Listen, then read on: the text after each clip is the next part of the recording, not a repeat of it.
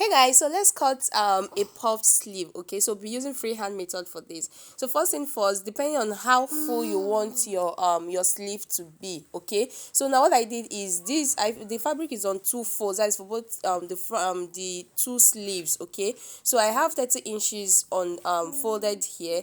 Then the length of my sleeve. Okay, so now once that is determined, the next thing you're going to do is to refold the fabric again into to making four folds. That is, you have one part for one fold for the other sleeve and the other one for the others, making two sleeves. Okay, so we are cutting two sleeves together. Okay, so next thing, first thing first is to take our cap height measurement. So I'm making use of a cap height of 4.5 plus half an inch, making 5 inches. That is for sewing allowance. Then the armhole measurement I took, which is 8, I just imputed that on the cap height measurement. Then I made a connection like so.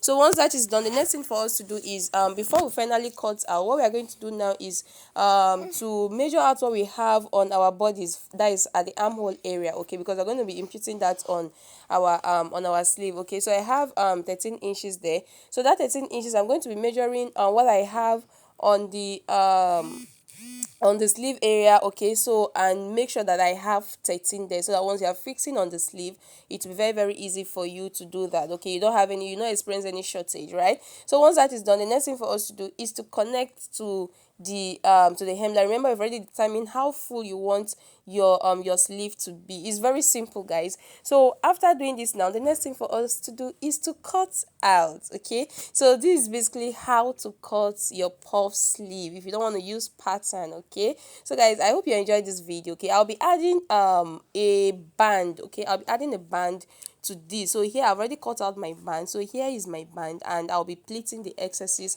to fit in the band. Right, so I'm Jamilat, and I'll be seeing you guys in my next video. Do have a nice